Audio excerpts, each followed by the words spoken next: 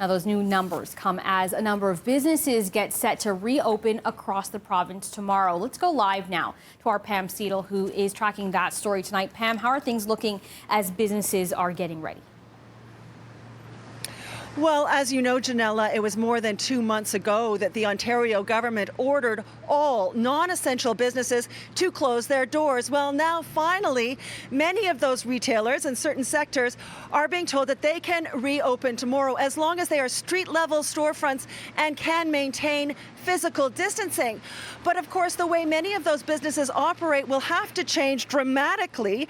And after being closed for so long, there is real concern that many will not survive the transition. It's definitely very stressful. Biggest concern is the safety of the staff and the customers. So, we're going to ask people to wear masks when they come in the store.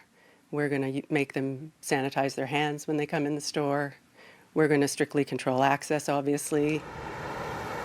Alana White has owned her eclectic shop on Queen West for 18 years. It has a little bit of everything, from socks to face creams to cards to stuffed toys to mugs. It's a store built around browsing.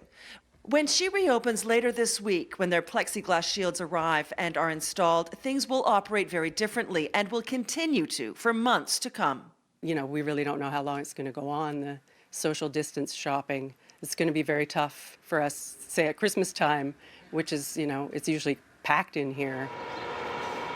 The Retail Council of Canada, which represents 45,000 store owners, says it will be a learning experience for retailers, figuring out what customers are comfortable with, how many should be allowed into the store at a time, how much less space can be used for merchandise and still be a viable business. There are many questions that will have to be answered as they go. Everyone is keeping their fingers crossed, but so many are cash-strapped. And if customers don't return in abundance, they will be in serious trouble. The next couple weeks and the next month will be make or break for them. If no revenue is coming, there's no cash. They've still been paying rents, still trying to negotiate a rent abatement or something to that effect. They're bringing their employees back. They have to spend money on inventory.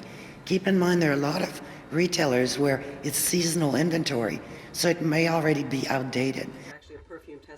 Retailers are coming up with innovative ways to deal with aspects of their business they never thought of before. For example, at Outer Layer, testers for customers to try creams and perfumes are all over the place.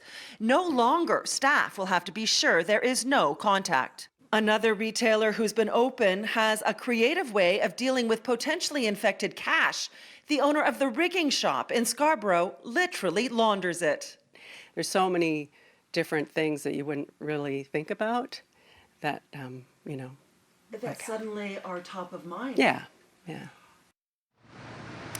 Deanne Brisbois from the Retail Council says the businesses most at risk are those that do not have an online presence, because while she is confident that customers will return to bricks and mortar shopping, it'll likely be to a smaller degree as people become more and more comfortable with buying their merchandise via the internet.